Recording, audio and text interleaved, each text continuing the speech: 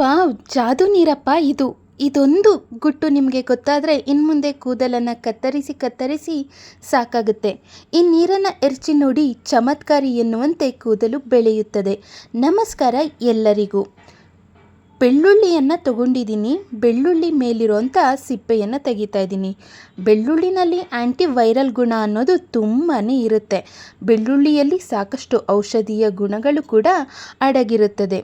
ನೋಡಿ, ಬೆಳ್ಳುಳ್ಳಿ ಸಿಪ್ಪೆನೆಲ್ಲ ತೆಗೆದ ನಂತರ 2-3 ಅಥವಾ 4 ಎಸಳು ಆಗುವಷ್ಟು ಬೆಳ್ಳುಳ್ಳಿನ ತಗೋಬೇಕಾಗತ್ತೆ. ಈಗ ಒಂದು ಸ್ವಲ್ಪ ನೀರನ್ನು ಹಾಕ್ಕೊಳ್ತಾ ಇದ್ದೀನಿ. ಒಂದು ದಪ್ಪ ತಳ ಇರೋವಂಥ ಪಾತ್ರೆ ಅಥವಾ ಒಂದು ಬಾಣಲೆಯನ್ನು ತೆಕ್ಕೋಬೇಕಾಗತ್ತೆ. ಅದಕ್ಕೆ ಸ್ವಲ್ಪ ನೀರನ್ನು ಹಾಕಿ, ಕುಡಿಯೋ ನೀರನ್ನು ಹಾಕಬೇಕು. ನಂತರ ಈಗ ಸ್ಟವನ್ನು ಹಚ್ಚಿ ಆ ನೀರಿನ ಜೊತೆಗೆ 4 ಎಸಳು, ಚಿಕ್ಕದಾದರೆ 4 ಹಾಕಿ, ದೊಡ್ಡ ಎಸಳಿದೆ ಬೆಳ್ಳುಳ್ಳಿ ಅಂದರೆ 2 ಸಾಕಾಗುತ್ತೆ. ಈಗ ಸ್ಟವ್ ಮೇಲೆ ಇದನ್ನು ಕುದಿಯೋದಕ್ಕೆ ಅಂತೇಳಿ ಇಡೋಣ. ಬೆಳ್ಳುಳ್ಳಿ ಅನ್ನೋದು ಸಾಫ್ಟ್ ಆಗಬೇಕು, ಅಲ್ಲಿವರೆಗೂ ನೀರಿನಲ್ಲಿ ಬೆಳ್ಳುಳ್ಳಿನ ಬೇಯಿಸ್ಕೋಬೇಕಾಗತ್ತೆ. ತುಂಬ ಜಾಸ್ತಿ ನೀರನ್ನೆಲ್ಲ ಹಾಕೋದು ಬೇಡ. ಬೆಳ್ಳುಳ್ಳಿ ಸ್ವಲ್ಪ ಮೃದು ಆಗೋವರೆಗೂ ನಾವು ಇದನ್ನು ಬೇಯಿಸ್ಕೊಂಡ್ರೆ ಸಾಕು. ನಂತರ ಇದನ್ನು ಒಂದು ಬಟ್ಲಿಗೆ ಹಾಕಿ ಒಂದು ಸ್ಪೂನನ್ನು ತಗೊಂಡು, ಬೆಳ್ಳುಳ್ಳಿ ಬೆಂದಿರುತ್ತೆ ಅಲ್ವಾ, ಅದನ್ನು ಸ್ಮ್ಯಾಶ್ ಮಾಡ್ಕೋಬೇಕಾಗತ್ತೆ. ಅದರ ಜೊತೆಗೆ ಚೂರು ಜೇನುತುಪ್ಪವನ್ನು ಸೇರಿಸ್ಕೋಬೇಕು. ಈಗ ಇದನ್ನು ಚೆನ್ನಾಗಿ ಮಿಶ್ರಣ ಮಾಡಬೇಕಾಗತ್ತೆ. ಈ ರೀತಿ ಚೆನ್ನಾಗಿ ಮಿಶ್ರಣ ಮಾಡಿದ ಮೇಲೆ ಇದನ್ನು ಬೆಳಿಗ್ಗೆ ಖಾಲಿ ಹೊಟ್ಟೆನಲ್ಲಿ ಸೇವಿಸೋದ್ರಿಂದ ಯಾರಿಗೆಲ್ಲ ವಿಪರೀತ ಶೀತ, ಕೆಮ್ಮು, ಕಫ ಕಟ್ಟುತ್ತೆ ಅಥವಾ ಮೂಗಲ್ಲಿ ನೀರು ಥರ ಸೋರ್ತಾನೇ ಇರುತ್ತೆ, ಶೀತ ಆಗಿದೆ ಅಂತಂದರೆ, ಆ ಶೀತ ಸಂಬಂಧಿತ ಎಲ್ಲ ಸಮಸ್ಯೆಗೂ ಇದು ಒಳ್ಳೆ ಪರಿಹಾರವನ್ನು ನೀಡುತ್ತೆ. ಮುಂದಿನ ಟಿಪ್, ವಿಪರೀತ ಕಾಲುರಿ, ಮಂಡಿ ನೋವು. ಈ ನೋವಿನಿಂದ ಬಳಲಿ ಸಾಕಾಗಿದೆ ಅಂತ ಅನ್ನೋರು ಪಲಾವ್ ಎಲೆ, ಮಸಾಲ ಎಲೆ, ಬೇ ಲೀಫ್ ಅಂತೇಳಿ ಕರೀತಾರಲ್ವ, ಈ ಮಸಾಲ ಎಲೆಯನ್ನು ನಾವು ಬರೀ ಅಡುಗೆ ಮಾಡೋದಕ್ಕೆ ಉಪಯೋಗಿಸೋದಲ್ಲ.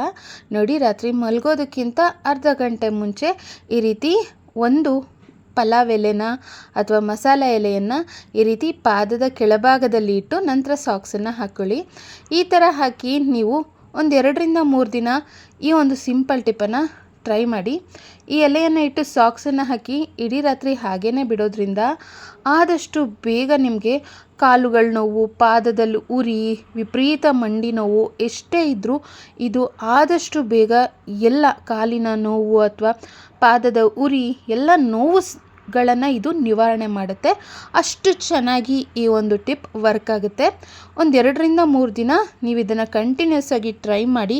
ರಿಸಲ್ಟನ್ನು ನೋಡಿದರೆ ನೀವೇ ಶಾಕ್ ಆಗ್ತೀರಾ. ಅಷ್ಟು ಬೇಗ ಕಾಲು ನೋವು, ಮಂಡಿ ನೋವು ಎಲ್ಲ ಕೂಡ ತಟ್ ಅಂತೇಳಿ ಮಾಯ ಆಗುತ್ತೆ. ಮುಂದಿನ ಟಿಪ್, ನಾನಿಲ್ಲಿ ಒಂದು ಕುಟಾಣಿನ ತೊಗೊಂಡಿದ್ದೀನಿ. 6-7 ಏಲಕ್ಕಿಯನ್ನು ಹಾಕ್ಕೊಂಡಿದ್ದೀನಿ. ಏಲಕ್ಕಿನ ಹಾಕಿದ್ಮೇಲೆ ಇದನ್ನು ಚೆನ್ನಾಗಿ ಕುಟ್ಟಿ ನೋಡಿ ಪುಡಿ ಮಾಡ್ಕೋಬೇಕಾಗತ್ತೆ. ಚೆನ್ನಾಗಿ ಕುಟ್ಟಿ ಪುಡಿ ಮಾಡ್ಕೋಬೇಕು. ಏಲಕ್ಕಿನ ನಾವು ಸಾಮಾನ್ಯವಾಗಿ ಅಡುಗೆನಲ್ಲಿ ಒಂದೊಳ್ಳೆ ಘಮ ಇರುತ್ತೆ, ಫ್ಲೇವರ್ ಇರುತ್ತೆ ಅಂತೇಳಿ ಉಪಯೋಗಿಸ್ತೀವಿ. ಆದರೆ ಏಲಕ್ಕಿನಲ್ಲಿ ತುಂಬಾ ಔಷಧೀಯ ಗುಣಗಳು ಕೂಡ ಇರುತ್ತೆ. ಈ ರೀತಿ ಏಲಕ್ಕಿನ ಕುಟ್ಟಿ ಪುಡಿ ಮಾಡಿದ್ಮೇಲೆ ನೋಡಿ, ಸಿಪ್ಪೆನ ತೆಗಿಬೇಕಾಗುತ್ತೆ. ಸಿಪ್ಪೆ ತೆಗೆದು ಏಲಕ್ಕಿ ಪುಡಿಯನ್ನು ಒಂದು ಬಟ್ಲಿಗೆ ಹಾಕ್ಕೊಳ್ತಾ ಇದ್ದೀನಿ. ಇದ್ರ ಜೊತೆಗೆ ಚೂರು ಜೇನುತುಪ್ಪವನ್ನು ಸೇರಿಸ್ಕೊಳ್ತಾ ಇದ್ದೀನಿ. ಜೇನುತುಪ್ಪವನ್ನು ಸೇರಿಸಿದ್ಮೇಲೆ ಇದನ್ನು ಬೆರಳಲ್ಲಿ ತೊಗೊಂಡು, ನಿಮಗೆ ಬಾಯಿ ಹುಣ್ಣೇನಾದರೂ ಆಗಿದರೆ ಜಸ್ಟ್ ಇದನ್ನು ಚೂರು ಹಚ್ಕೊಳ್ಳಿ. ಬೆಳಗ್ಗೆ ಸಂಜೆ 2 ಟೈಮ್ ಇದನ್ನು ಹಚ್ಚಿದರೆ ಸಾಕು. ಆದಷ್ಟು ಬೇಗ ಯಾರೆಲ್ಲ ಬಾಯಿ ಹುಣ್ಣಿನ ಸಮಸ್ಯೆಯಿಂದ ಬಳಲ್ತಾ ಇದ್ದೀರಾ, ಮೌತ್ ಅಲ್ಸರ್ ಸಮಸ್ಯೆಗೆ ಇದು ಒಂದೊಳ್ಳೆ ಮನೆಮದ್ದಾಗಿ ಕೆಲಸ ಮಾಡುತ್ತೆ. ಆದಷ್ಟು ಬೇಗ ಬಾಯಿ ಹುಣ್ಣಿನ ಸಮಸ್ಯೆ ಅನ್ನೋದು ತಟ್ ಅಂತೇಳಿ ಹೋಗುತ್ತೆ. ನೋಡಿ, ಪಟ್ ಅಂತೇಳಿ ಈ ಒಂದು ಮನೆಮದ್ದನ್ನು ಮಾಡ್ಕೋಬೋದು. ದಿನಕ್ಕೆ 2 ಬಾರಿ ತಪ್ಪದೆ ಹಚ್ಚಿ ರಿಸಲ್ಟ್ ಚೆನ್ನಾಗಿ ಸಿಗುತ್ತೆ. ಆದಷ್ಟು ಬೇಗ ಬಾಯಿ ಹುಣ್ಣು ಮಾಯ ಆಗುತ್ತೆ.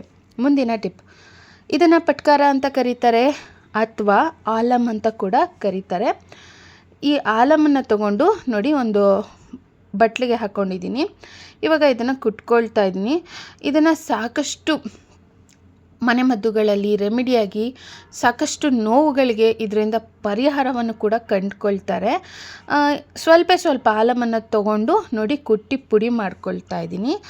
ಇದರ ಜೊತೆಗೆ ಈಗ ಸ್ವಲ್ಪ ರೋಸ್ ವಾಟರನ್ನು ಸೇರಿಸ್ಕೊಳ್ತಾ ಇದ್ದೀನಿ. ಆಲಮ್ ಜೊತೆಗೆ ರೋಸ್ ವಾಟರನ್ನು ಹಾಕಿ ಚೆನ್ನಾಗಿ ಇದನ್ನು ಮಿಕ್ಸ್ ಮಾಡ್ಕೋಬೇಕಾಗತ್ತೆ. ಕೆಲವರಿಗೆ ಸ್ಕಿನ್ನಲ್ಲಿ ಓಪನ್ ಪೋರ್ಸ್ ಅನ್ನೋದಿರುತ್ತೆ.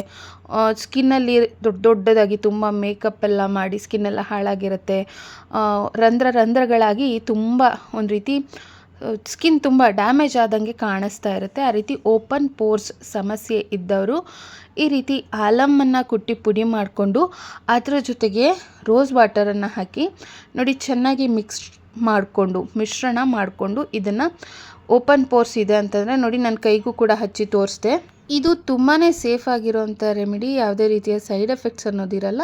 ಹಾಗೆ ಈಗ ಫೇಸ್ ಮೇಲೆ ಅಪ್ಲೈ ಮಾಡಿ ತೋರಿಸ್ತಾ ಇದ್ದೀನಿ ನೋಡಿ. ಓಪನ್ ಪೋರ್ಸ್ ಸಮಸ್ಯೆ ಇರೋರು ಈ ಒಂದು ಸಿಂಪಲ್ ಮನೆ ಮದ್ದನ್ನು ಟ್ರೈ ಮಾಡಿ. ಈ ರೆಮಿಡಿಯನ್ನು ಜಸ್ಟ್ ಹಚ್ಬಿಟ್ಟು ಒಂದು ಅರ್ಧ ಗಂಟೆಗಳ ಕಾಲ ಹಾಗೆ ಬಿಟ್ಟು ಇದು ಡ್ರೈ ಆದಮೇಲೆ ನೀರಿಂದ ತೊಳೆದು ನೋಡಿ. ಆದಷ್ಟು ಬೇಗ ಓಪನ್ ಪೋರ್ಸ್ ಸಮಸ್ಯೆ ತಟ್ ಅಂತೇಳಿ ಮಾಯ ಆಗುತ್ತೆ. ಮುಂದಿನ ಟಿಪ್, ಈರುಳ್ಳಿಯನ್ನು ತಗೊಂಡಿದ್ದೀನಿ. ಈರುಳ್ಳಿ ಸಿಪ್ಪೆನ ತೆಗೆದು ಅರ್ಧ ದೊಡ್ಡದಿದೆ ಈರುಳ್ಳಿ ಅಂದರೆ ಅರ್ಧ ಈರುಳ್ಳಿ ಸಾಕಾಗುತ್ತೆ. ಈರುಳ್ಳಿನ ಕುಟ್ಟಿ ನೋಡಿ ಅದನ್ನು ಚೆನ್ನಾಗಿ ಈ ಥರ ಜಚ್ಕೊಂಬಿಟ್ಟು ಅದರ ರಸವನ್ನು ಒಂದು ಸ್ಪೂನ್ಗೆ ಹಾಕ್ಕೊಳ್ತಾ ಇದ್ದೀನಿ. ಈರುಳ್ಳಿ ರಸ ಏನಕ್ಕೆ ಸಹಾಯಕಾರಿಯಾಗುತ್ತೆ ಅಂದರೆ ಕೆಲವರಿಗೆ ಜಂತು ಹುಳುವಿನ ಸಮಸ್ಯೆ ಅನ್ನೋದಿರುತ್ತೆ. ಅವ್ರಿಗೆ ಸರಿಯಾಗಿ ಹೊಟ್ಟೆ ಹಸಿವು ಕೂಡ ಆಗೋದಿಲ್ಲ. ಅದ್ರ ಜೊತೆಗೆ ಎಷ್ಟೇ ತಿಂದರೂ ಕೂಡ ಮೈ ಹತ್ತಲ್ಲ ಅಂತೇಳಿ ಹೇಳ್ತಾರೆ. ಅಂದರೆ ಊಟದಲ್ಲಿನ ಸಾರಾಂಶ ಎಲ್ಲ ಜಂತು ಹುಳುಗಳಿಗೆ ಹೋಗುತ್ತೆ ಅಂತೇಳಿ.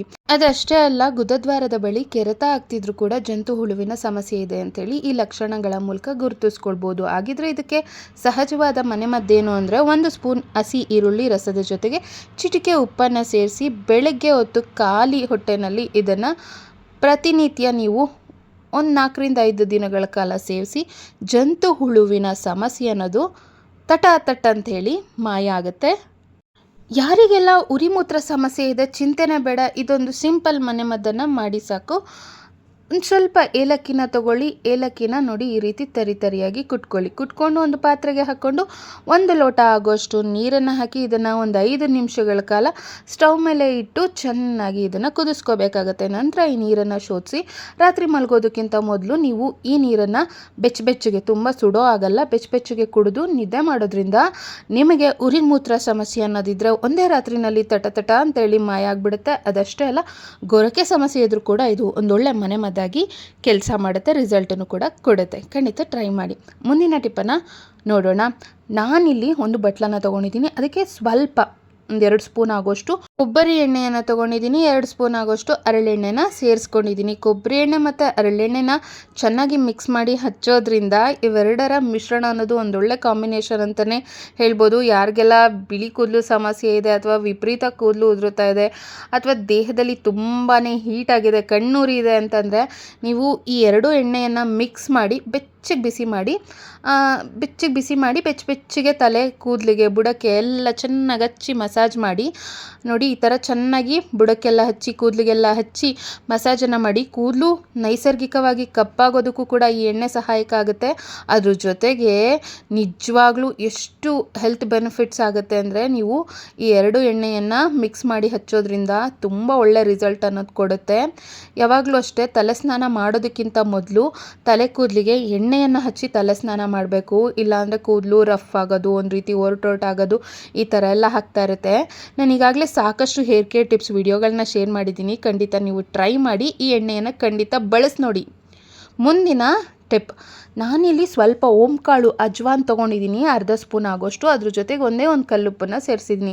ಯಾರಿಗೆಲ್ಲ ಅಜೀರ್ಣದ ಸಮಸ್ಯೆ ಇದೆ ಅಥವಾ ಹೊಟ್ಟೆ ಉಬ್ರಾಗ್ತಾ ಇದೆ, ತಿಂದಿದ್ದೂಟ ಜೀರ್ಣ ಆಗಿಲ್ಲ ಅಂತ ಅನ್ನೋರು ನೋಡಿ ಇದನ್ನು ಜಗ್ದು ತಿಂದು ನಂತರ 1 ಲೋಟ ಬೆಚ್ಚಗಿನ ಬಿಸಿ ನೀರನ್ನು ಕುಡೀರಿ. ಈ ರೀತಿ ಮಾಡೋದ್ರಿಂದ ತಟ್ ಅಂತೇಳಿ ಗ್ಯಾಸ್ಟ್ರಿಕ್ ಅಸಿಡಿಟಿ, ಹೊಟ್ಟೆ ಉಬ್ಬರ ಎಲ್ಲ ಸಮಸ್ಯೆಗೆ ಅಜೀರ್ಣಕ್ಕೂ ಕೂಡ ಒಂದೊಳ್ಳೆ ಪರಿಹಾರವನ್ನು ಇದು ನೀಡುತ್ತೆ.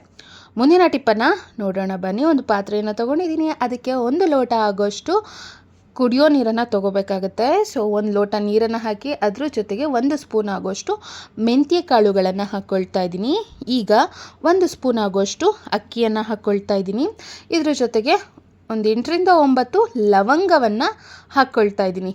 ಮೆಂತ್ಯ, ಅಕ್ಕಿ, ಲವಂಗ ಇಷ್ಟನ್ನು ಹಾಕಿದ ನಂತರ ಈಗ ಸ್ಟವನ್ನು ಹಚ್ಚಿ ಸ್ಟವ್ ಮೇಲೆ ಇದನ್ನು ಕಾಯೋದಕ್ಕೆ ಅಂತೇಳಿ ಇಡೋಣ. ಚೆನ್ನಾಗಿ ಕುದೀತಾ ಇದೆ. ಒಂದು 5ರಿಂದ 6 ನಿಮಿಷಗಳ ಕಾಲ ಇದನ್ನು ಚೆನ್ನಾಗಿ ಕುದಿಸ್ಕೋಬೇಕು. ನಂತರ ಸ್ಟವನ್ನು ಆಫ್ ಮಾಡಬೇಕಾಗತ್ತೆ. ನೋಡಿ ನೀರಿನ ಅಂಶ ಅನ್ನೋದು ಕಡಿಮೆ ಆಗಿರುತ್ತೆ. ಜೊತೆಗೆ ಅಕ್ಕಿ, ಲವಂಗ ಮತ್ತು ಮೆಂತ್ಯ ಕಾಳುಗಳ ಸತ್ವ ಎಲ್ಲ ಈ ನೀರಿನಲ್ಲಿ ಬಂದಿರುತ್ತೆ. ಇದು ಆರಿದ ಮೇಲೆ ಇದನ್ನು ಶೋಧಿಸ್ಕೋಬೇಕಾಗತ್ತೆ.